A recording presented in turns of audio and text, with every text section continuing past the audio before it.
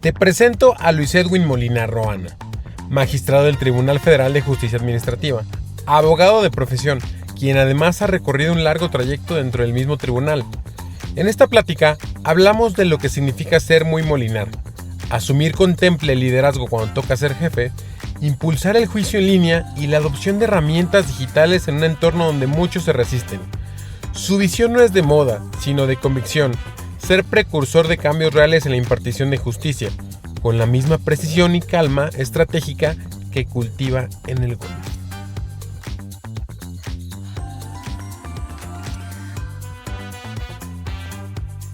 Yo soy Edgar Barroso. Y mis ganas de conocer personas y sus historias me trajeron hasta aquí. Hoy es en el tribunal, pero las historias que inspiran no conocen fronteras. Mientras tanto, sigo capturando relatos que hablan por sí solos, desde archivistas, delegados y hasta magistradas y magistrados. Esta aventura no sería posible sin aquellos que han abierto sus puertas y los que están por aparecer. Esto es Inspírate, donde lo humano y lo profesional se cruzan. Sin más, te dejo con Luis Edwin en un episodio más de Inspírate.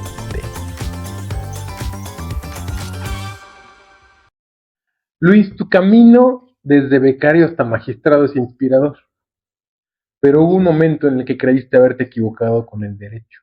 Es correcto. Te topaste con un mentor, el magistrado César Irigoyen, que era tu maestro. Así es. Platícame qué te dijo, además de decirte que tenías madera, y cómo fue ese momento en tu vida. La verdad es que yo creo que el tema, cuando estaba pasanteando, fue donde dudé en el tema de dedicarme al derecho.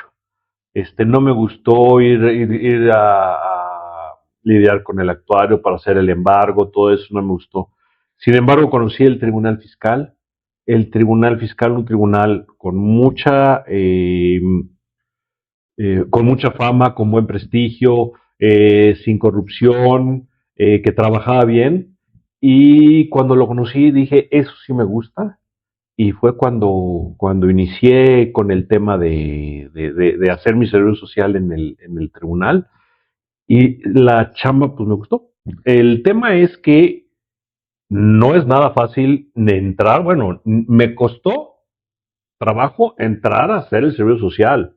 Luego que me aceptaran las prácticas profesionales. Y luego de ahí brincar allá, ser parte de la nómina del tribunal.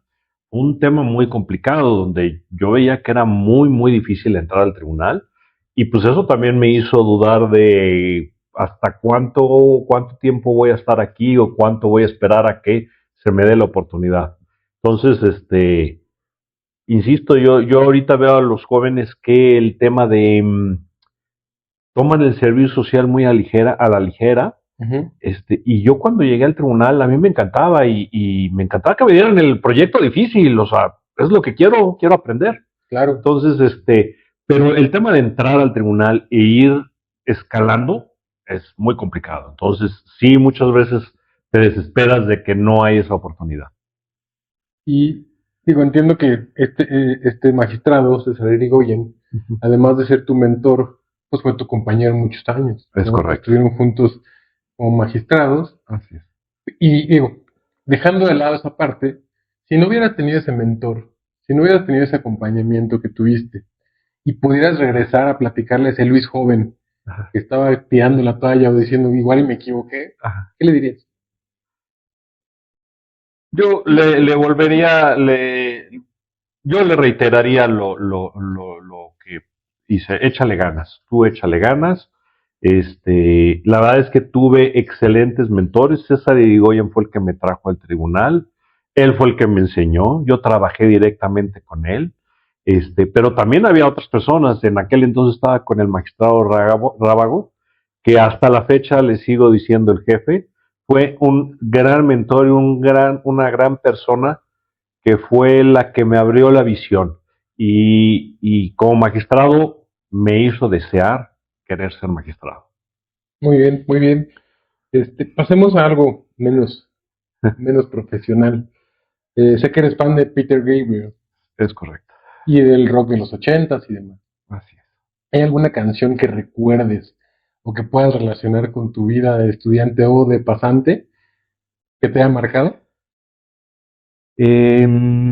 Híjoles, la verdad es que mi vida de estudiante, de pasante, tuvo una buena época, fue una gran época. Y yo creo que por eso deriva de mi gusto a los 80 hasta la fecha.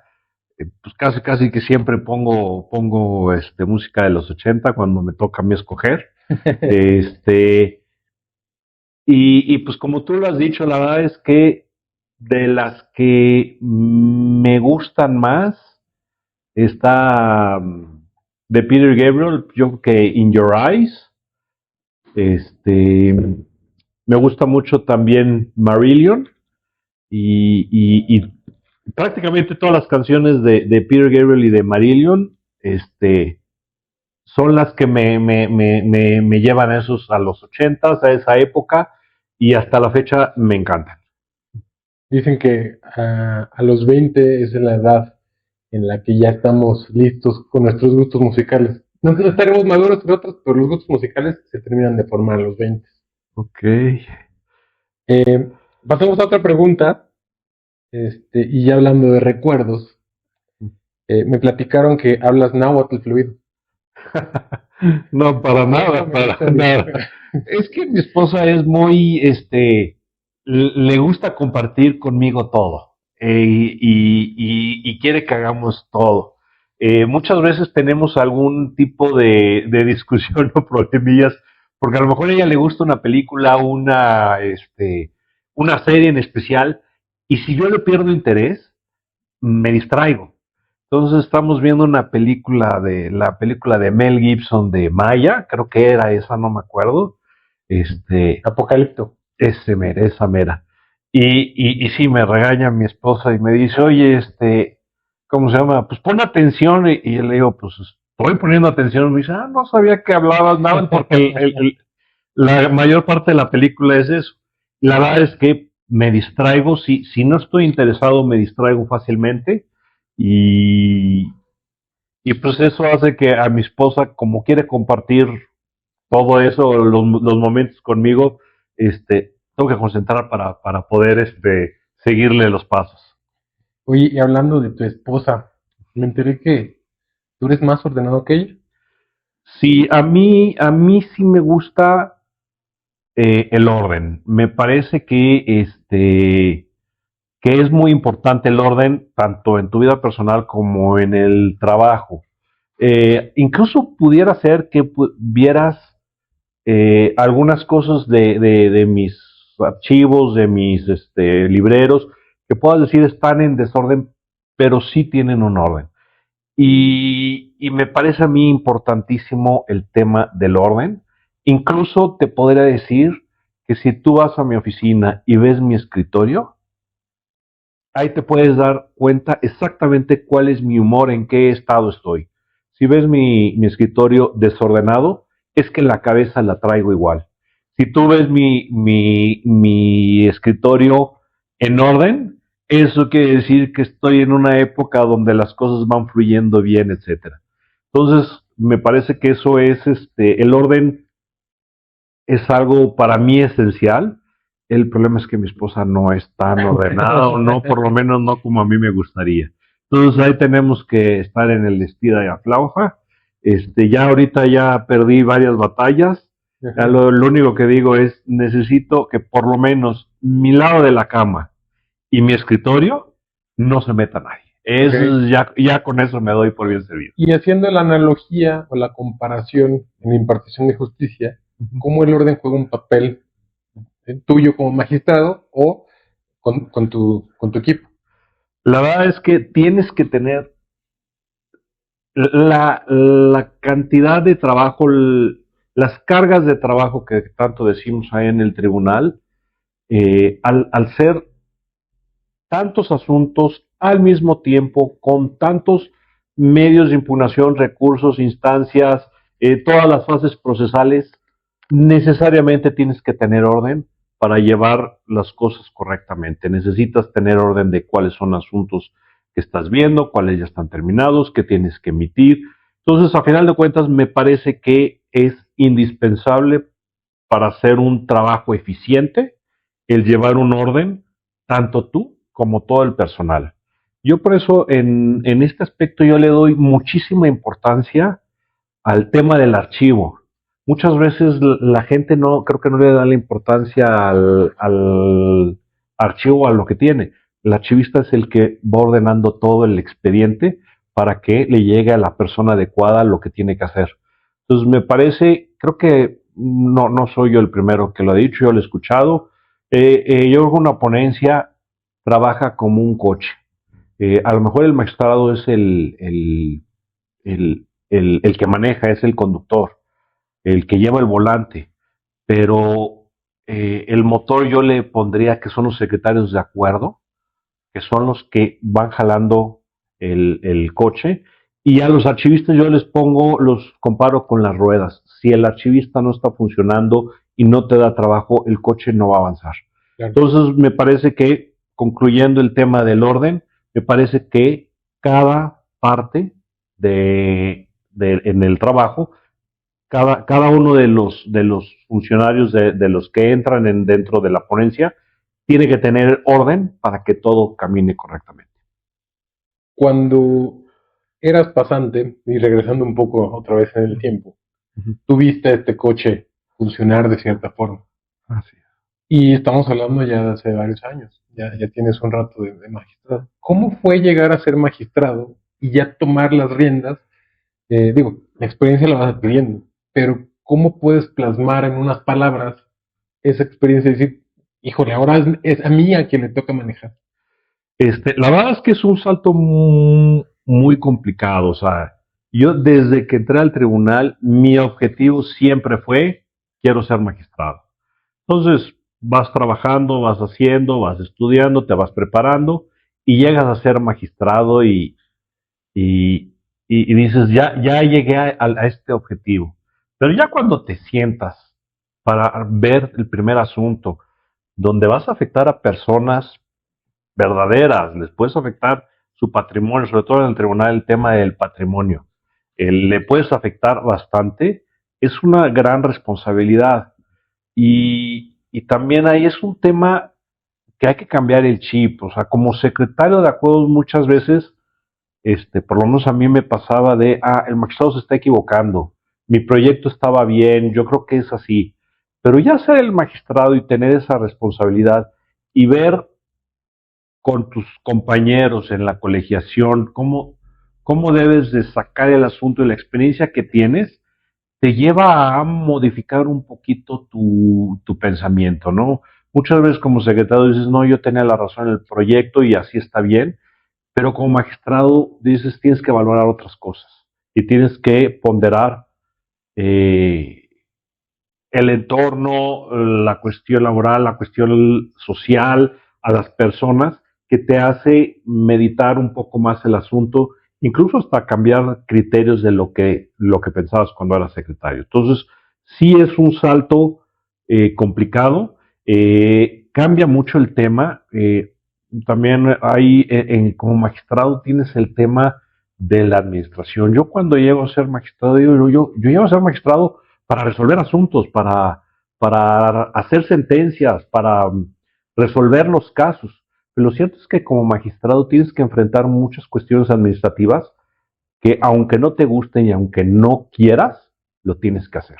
Y entonces tienes que equilibrar ese tema a mí me gusta la parte jurisdiccional, la parte de impartición de justicia, pero no puedes dejar de lado la parte administrativa que muchas veces no se ve y que tienes que estar ahí al pendiente. No dejas de ser jefe y sabes que todo el personal a tu cargo no solo depende de sacar el trabajo, ¿no? Adelante, sino que todos somos una cabecita que también tiene familia, que tiene pensamientos, que tiene quehaceres.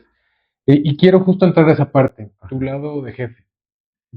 Si pudieras describir o dijeras, vengo a ser jefe, soy tal o tal, ¿cómo te describirías? Bueno, me voy a quemar solito, pero creo que soy un poquito barco. Pero soy un poquito barco porque yo confío en la gente.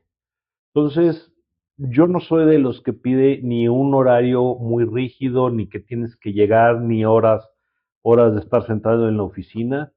A mí me gusta trabajar por resultados.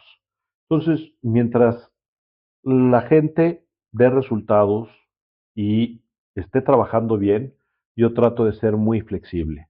Trato de dejar que mis secretarios proyecten, trato de dejar que mi archivista organice el archivo como considera conveniente, trato de dejar que la gente haga lo que le corresponde, porque confío en la gente. Y aquí entre nosotros creo que me ha funcionado esa forma de trabajar, de confiar en la gente, esperando resultados, y creo que me han dado resultados. Entonces, a mí yo estoy contento con ese tema. No soy un gente exigente en cuanto a horarios, en cuanto a cuestiones, insisto, administrativas. A mí me gusta dejar a la gente eh, que labore, que adquiera su responsabilidad y que ese compromiso que tiene con la institución, consigo mismo, con México, la exprese con su trabajo. Eh, yo creo que si he fallado algo es precisamente en ese tema de en confianza. Ha habido personas que no han cumplido con esa expectativa, pero pues yo las dejo que traten de sacar su trabajo, y ahora sí que cada quien, como el ejemplo que decía del carro, para que el carro camine hay que dejar que todas las piezas tienen que funcionar. Entonces, pues yo dejo que cada quien ejerza la función que le corresponde, pero pues con una que falte se puede afectar el movimiento y pues hay que corregirlo, ¿no? Hablemos de una de tus pasiones, el golf. Sí. Es el deporte quizá más elitista, o al menos es la percepción que el mundo tiene de ello. Y se llama elitista porque, bueno, antes se creía que, bueno, para acceder al golf, pues es caro, y además pues solo se puede jugar en ciertos lugares y ciertos ambientes. ¿Por qué no desmitificamos eso? Desde tu percepción, ¿cómo puede no ser tan elitista el golf? Mira, tienes toda la razón, es una de mis grandes pasiones, y en México es elitista. Entonces sí quiero aclararlo. Bueno, en México y otros países. En Estados Unidos, por ejemplo, no es elitista, y yo creo que debemos de ir hacia a lo que ha hecho Estados Unidos, que haya campos, que pueda la gente acceder a los campos Públicos. públicos y no caros. O sea, en Estados Unidos con $10 puedes jugar en un campo de golf, no pasa nada. O sea, no necesariamente tiene que ser muy caro. En México, lamentablemente, sí es un tema que pues es elitista, porque son muy pocos clubs y porque son muy caros. Pero me parece que cómo lo cómo podemos cambiar esa percepción. Me parece que la única forma de hacerlo es que existan campos públicos, baratos, donde la gente pueda acceder. O sea, inclusive en Estados Unidos hay unas prácticas de golf, como si fuera, por ejemplo, un boliche. Que vas al boliche y te sientas, pides un hot dog, unos nachos, mientras estás tirando, y puedes ir en familia.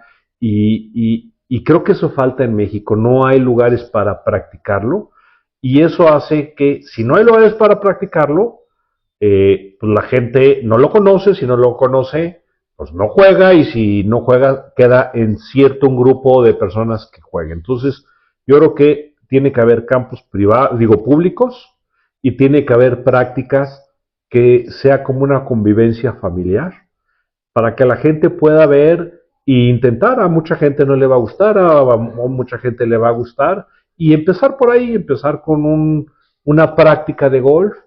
Si te gusta, pues a lo mejor ir al campo público, y si de plano te encanta, pues intentar buscar un campus que no necesariamente tienen que ser caros, ¿no? Habrá que ver,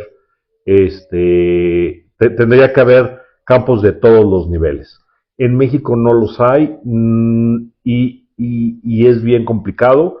El problema, por ejemplo, de la Ciudad de México es que pues, es carísimo espacio. la tierra, el espacio no te da para hacer un campo de golf barato. Pero, y lamentablemente, bueno, el otro tema es que prácticamente es, o eres socio de un club de golf privado, que es caro, o están en zonas turísticas, principalmente para extranjeros. Claro. Me parece que eso tiene que cambiar. A mí me encanta el golf, me parece que es mi momento de desconectarme, de quitarme la presión de la semana, de la chamba, etcétera. Y a mí me gustaría que la gente lo pudiera vivir esa experiencia, pero pues necesitamos que haya los lugares para hacerlo. Y justo hace ya varios años llegó Lorena Ochoa e irrumpió en el golf mundial. Ella abrió los ojos a México a un deporte que para muchos era desconocido. Así es.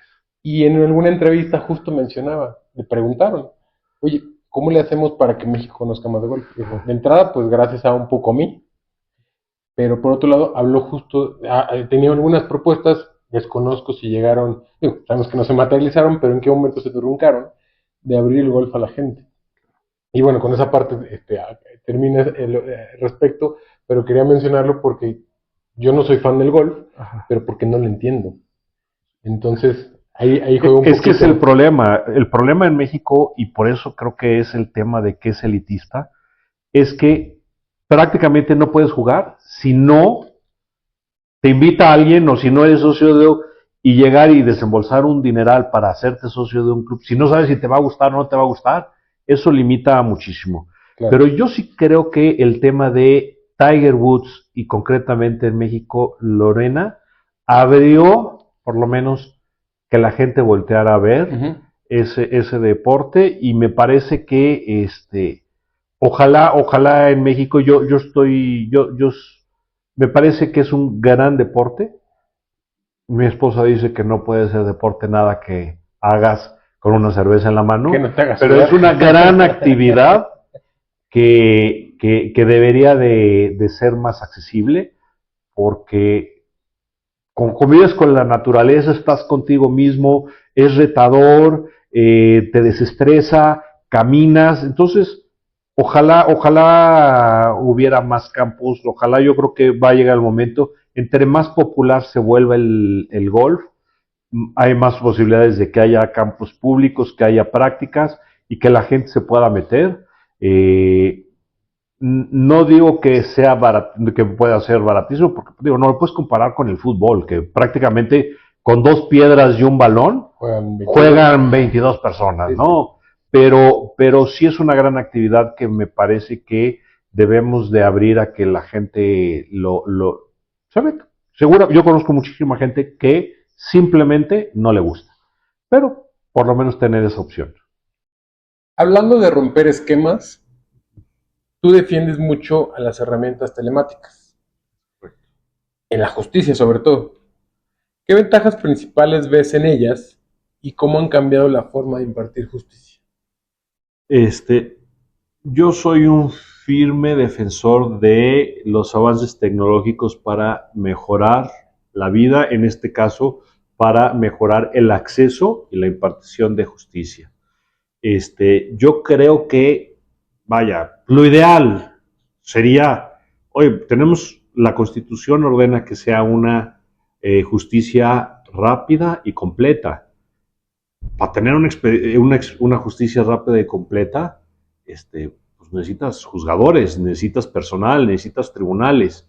El tema es que no hay dinero. Entonces, ¿cómo sustituir? Lo ideal sería que abriéramos 200, 300 tribunales más para que hubiera más juzgadores, hubiera más oportunidad de que la gente acceda a la justicia. El problema es que no se puede, no hay dinero que alcance para tener la infraestructura que necesitamos. Digo, México es uno de los países que menos jueces tiene por per cápita, prácticamente de la OCDE, de todos. Entonces, tenemos muy pocos jueces. Entonces, tenemos que hacer algo para eficientar la justicia. La justicia es un derecho que tenemos todos y tenemos que tener ese acceso a la justicia y incluso la reforma judicial que se aprobó el año pasado tiene que ver con eso. La gente no accede a la justicia, es muy difícil, muy complicado, muy caro, lleva mucho tiempo. Entonces, me parece que mi solución, al no poder tener más jueces, más magistrados, más tribunales, más infraestructura material para impartir justicia, es que buscar una solución. La solución para mí y el camino que yo creo que es el correcto, porque además ya lo viví en el tema del juicio en línea, es utilizar los avances tecnológicos. Tanto en computadoras, o sea, yo me acuerdo, yo llegué al tribunal cuando todavía había máquinas de escribir y llegaron unas máquinas Olivetti donde era una maravilla porque había una pantallita donde te podía poner el renglón que ibas a escribir, entonces si te equivocabas ya no tenías que usar el papel carbón ni nada. Entonces fue un gran avance eso. Y después, al poquito tiempo, ya llegaron las computadoras. Y bueno, antes si un secretario hacía 7 sentencias al mes, era porque era muy bueno y muy trabajador. Ahorita puedes hacer 20 sentencias, puedes hacer 20 proyectos de sentencia, porque te lo permiten las computadoras. Entonces, yo creo que el camino adecuado para cumplir con esa obligación que tenemos los jueces de impartir justicia completa y rápida, pues es utilizando la tecnología. A mí me cuesta trabajo y no me gusta hablar mucho de inteligencia artificial en justicia porque la gente de entrada lo primero que se le ocurre es una máquina va a resolver mi caso. No, yo creo que sí debemos de utilizar la inteligencia artificial. Ya quedó comprobado que las computadoras y el internet pueden acercar la justicia al justiciable. Y ahorita pues el siguiente paso es inteligencia artificial, no para que juzguen, sino para que ayuden a las personas que están inmersas en la impartición de justicia a eficientar su trabajo, desde oficialidad de partes, cómo van a entrar los asuntos, a quién se los vamos a repartir, qué materias, a los secretarios de acuerdo que les ayude a buscar jurisprudencias, antecedentes que se ha dictado en otras partes del mundo, a los magistrados analizar los casos de una forma mucho más amplia. Yo creo que a falta de recursos, la solución es la tecnología. Me he topado con colegas tuyos y les he hablado de este término que ya tiene más de una década que se acuñó, el abogado digital. Y me dicen, no, eso no es, así no debe ser. El mejor abogado es el que conoce y sabe interpretar mejor las leyes. Y la primicia de abogado digital habla de que el abogado más preparado en el futuro, que ya es este presente, no es el que sabe más, sino es el que sabe cómo buscar a través de las herramientas. ¿Qué opinión te merece esto? Mira, yo voy a un término medio, digo, más inclinado al tema tecnológico, pero si yo creo que este tema de las computadoras, la tecnología, sí ha afectado en alguna parte, en algunas cuestiones, el que los abogados vayan creciendo y vayan mejorando. Yo pongo el ejemplo de cuando yo llegué, cuando yo veía, yo empezaba en una hoja blanco, o sea, hoja en blanco, a poner el rubro o el número de expediente y hacer el primer resultando, el segundo resultando de nada. Actualmente, pues prácticamente ya tienes el machote. Ya lo que hablamos, lo que decimos aquí en el tribunal es, ya tienes el machote, ya tienes los resultados, nada más hay que copiar, pegar, cambiar algunos datos y ya lo tienes. Es más rápido, es bueno, pero me parece que el dejárselo todo al machote o copiar todo lo que ya tienes sobre un antecedente, también tiene sus deficiencias, también tiene un tema ahí que a mí me gusta cuando he llegado a hacer exámenes para secretarios de acuerdo, es hoja de blanco y empieza a redactar el resultando primero. Es importante que lo sepas hacer. Okay. Ya cuando ya lo sabes hacer y ya los has hecho y ya ves qué datos son los importantes que sí tienen que venir, está bien, utiliza el machote porque es mucho más rápido. Pero entonces ha habido esta evolución.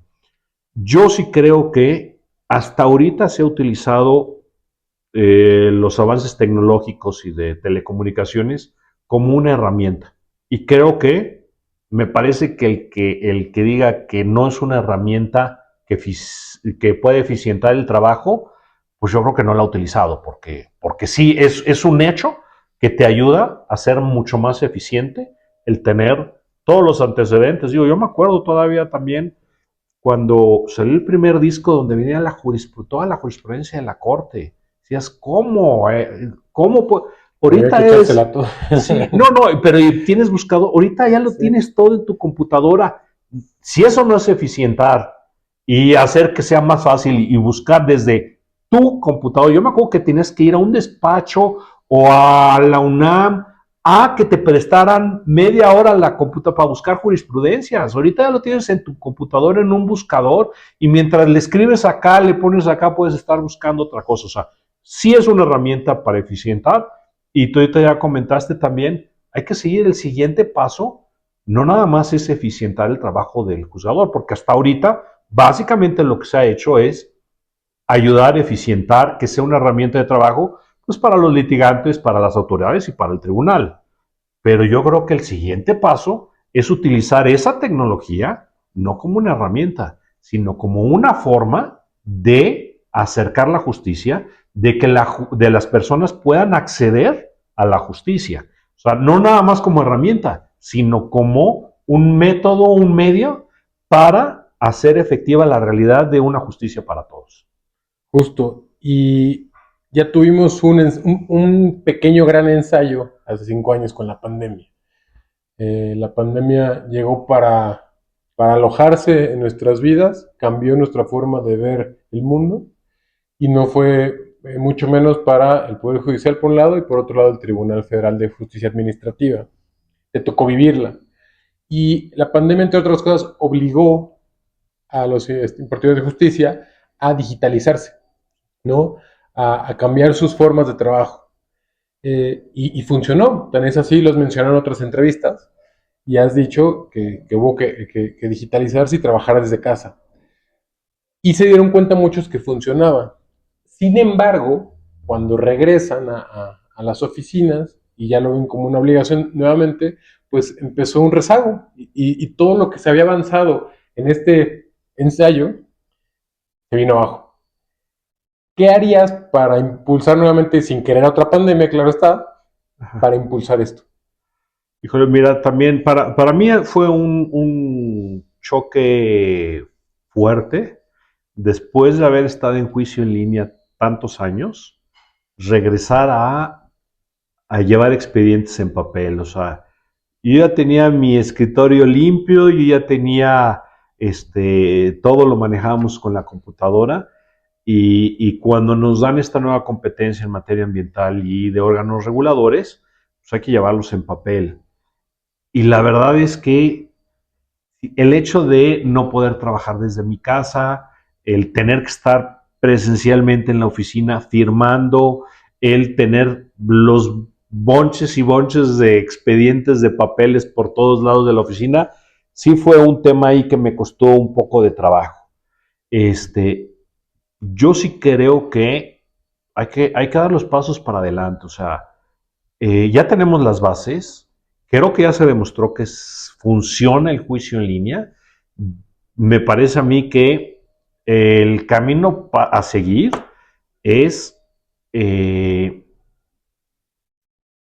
hacerlo mucho más sencillo, mucho más fácil de utilizar, mucho más amigable con todos los operadores, con los litigantes y con los secretarios, con los magistrados, con los archivistas, con los actuarios. O sea, ahí está la herramienta. Me parece que hay que dar el paso para adelante de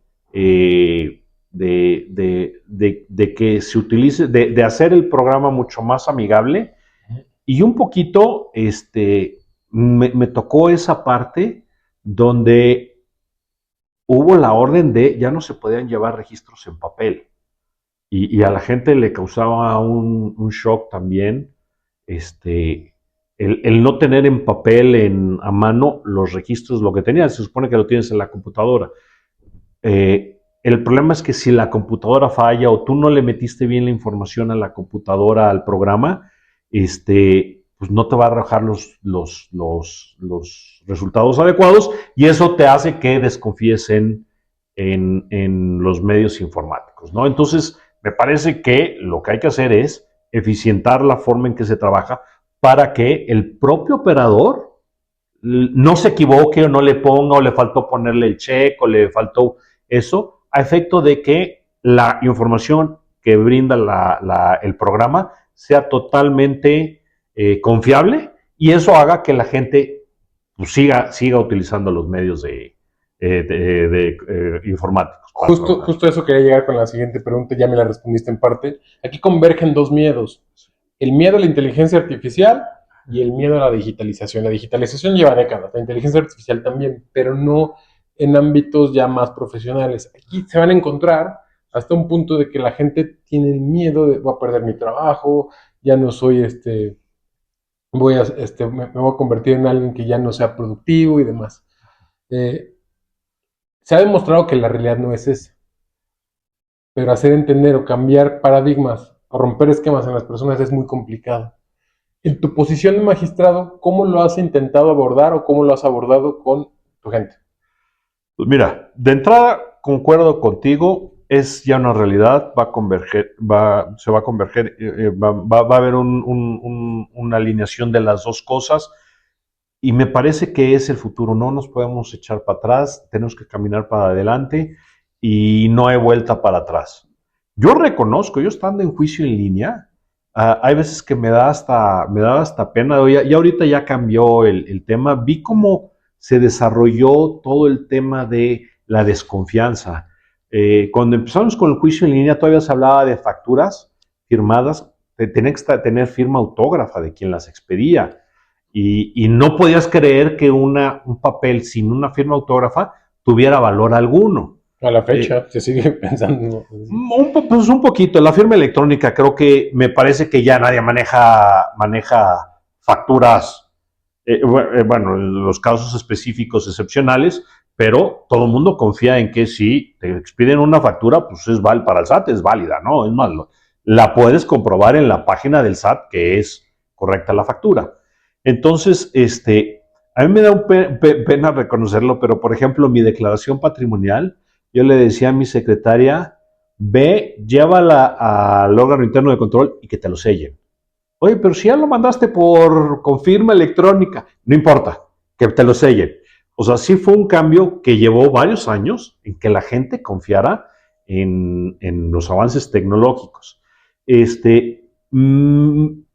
A mí no me ha costado mucho trabajo con mi gente el que sepa, el que acepte los cambios tecnológicos, porque casi el que llegó a la sala de juicio en línea es porque creía en eso, porque creía en que era una herramienta y que podía funcionar. Entonces, a final de cuentas, no es algo que yo haya tenido que transmitir, sino el hecho de que la gente haya buscado o haya querido o haya llegado a la sala de juicio en línea, me parece que automáticamente ya traían el chip de tengo que saber esto, tengo que aprender esto y esto tiene que funcionar y esto me va a ayudar. Cuando no lo utilizas así es cuando las personas se quedan un poquito, híjoles, funciona, no funciona, confío, no confío, ¿no? Pero cuando llegan a la sala de juicio en línea y pues ya tenemos prácticamente 14 años, con el tema de juicio en línea, donde se demostró que funciona. Habrá críticas, habrá cuestiones que se pueden... El día de hoy creo que hay mucho que hacer para eficientar, pero pues lo cierto es que se llevaron más de 20,000 juicios en línea. O sea, sí es una herramienta que funcionó, ¿no? Y yo el ejemplo que pongo también un poquito son los casos de Chiapas y Chihuahua, donde nos llegaban muchos juicios en línea en estas entidades. Y la pregunta es, ¿por qué en Chihuahua y en Chiapas presentan muchos juicios en línea? Y yo creo, a la conclusión a la que yo llegué, a lo mejor me equivoco, pero el tema es que como el centro industrial está en Tapachula y está en Ciudad Juárez, que están a 3 horas y media, 4 de la capital, donde está la sala del tribunal, la gente se acostumbró a utilizar el juicio en línea porque preferían desde su computadora que tener que ir a litigar los asuntos a la capital del estado, que estaba a 3 horas y media de distancia. Entonces, me parece que ese es el ejemplo perfecto de que sí se puede acercar la justicia a través de los medios telemáticos y informáticos. Me dijeron que tienes buen diente. Sí, sí, se nota. Se Pero, nota. pero quiero saber, ¿prefieres cocinar o comer? Prefiero comer. Me encanta la cocinada, me encantan las carnes asadas de fin de semana, con los amigos, con la familia, echar un vinito en lo que se prepara la carne, el poner el carbón. Me encanta hacerte unas quesadillas, un sándwich en la noche, eh, todo eso me encanta, pero no, el tema de comer, pues es mi debilidad, yo creo. Muy bien. Quiero que te imagines Ujú. algo que ya viviste. En la fila de las luchas, formado con tu hijo para tomarte la foto con el místico. Y todo está bien en familia, Ujú. pero solo puedes darle un único consejo para el resto de su vida a tu hijo en ese momento. Ajá. ¿Qué le dirías? Yo le diría, híjoles, qué buena pregunta y qué complicada. Yo creo que te lleva una vida, poder dar eso. Ahorita lo único que se me ocurre es, pues aunque suene a cliché, pero lo importante es la actitud que tengas frente a la vida y, no y vive el momento. Vive el momento y con una buena actitud eh, y, y, y yo creo que con eso tendrás una vida feliz y una vida, eh, eh, una vida que al final digas valió la pena vivirla. O sea, al final de cuentas, yo creo que el tener la actitud con la que vas enfrentando, porque todo el mundo vamos a tener problemas, todo el mundo vamos a tener cuestiones, todo el mundo vamos a tener un ser querido que se va, todo el mundo vamos a tener a otro ser querido que tiene alguna enfermedad. Lo importante es la actitud con lo que tomes eso para, eh, para afrontarlo y vive el presente, vive el momento, lo que ya hiciste ya no lo puedes cambiar y el futuro, si tú tomas el presente con una buena actitud, lo que venga en el futuro puede llegar lo que sea y lo vas a afrontar con entereza. Hablando todavía de tu hijo, se acerca contigo y siempre te dice, esto es muy Molinar, papá. Así es. Cuéntanos, ¿qué es muy Molinar? La verdad es que soy muy bromista, me gusta bromista e incluso hasta de molestar. Me gusta mucho tal cual hacer bromas a la gente que está alrededor de mí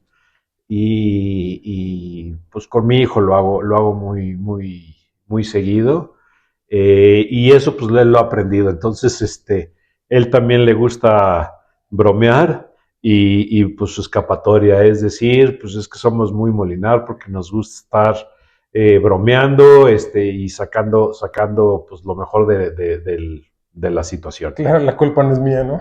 Es correcto, así es. Este, antes de terminar, quisiera que me ayudaras con dos reflexiones. La primera es, sabemos que la tecnología está avanzando rapidísimo, ¿no? O sea, pasamos del disco al cassette, del videocassette de beta al DVD y ya nos alcanzó la digitalización, ya somos parte de una de generaciones que avanza muy rápido.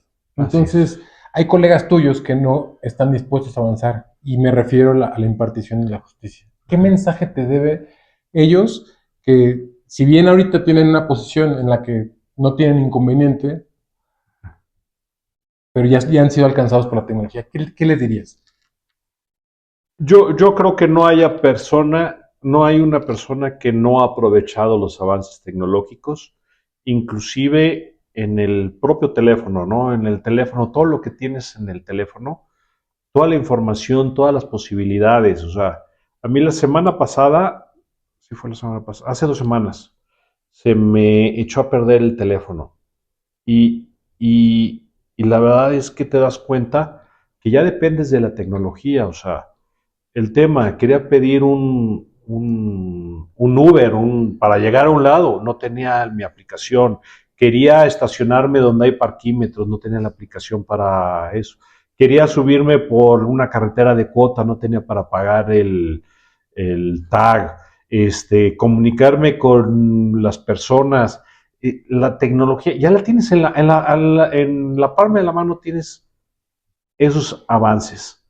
Lo único que hay que hacer es reconocer que esa tecnología te puede ayudar. Era mejor aprenderte 20 teléfonos y tenerlos y saberlos. Pues sí, sí estaba mejor y estaba padre saber esos teléfonos. Pero no puedes negar que si el día de mañana te necesitas a un carpintero, lo tienes ahí a la mano, en la palma de la mano. Entonces yo creo que todo el mundo usamos la tecnología, ya todo el mundo aprovecha esa tecnología. Yo creo que es nada más, es trasladarla. Yo sé que antes se hacían las cosas muy bien, se hacían las cosas con conciencia, pero eso no quita que dejemos de hacer las cosas correctamente, pero aprovechando los avances tecnológicos, insisto, por lo pronto el día de hoy, como una herramienta para facilitarnos la vida.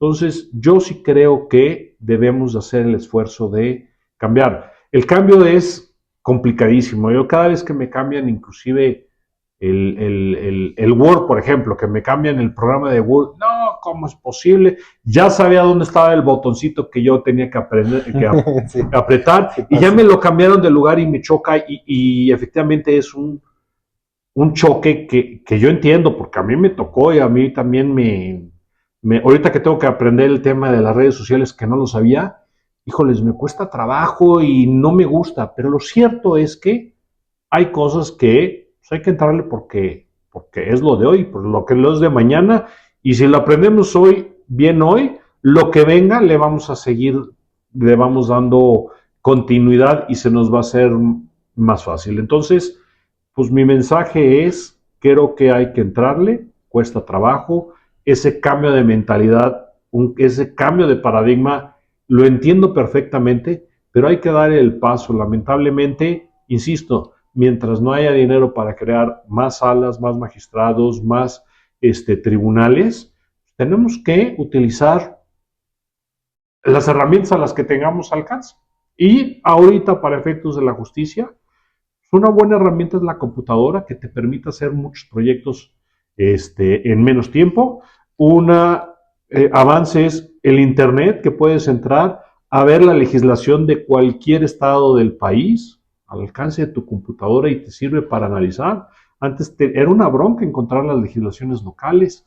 Es un cambio que no es si me gusta o no me gusta, es que ya existe y van a venir más cambios, entonces pues más vale adaptarse.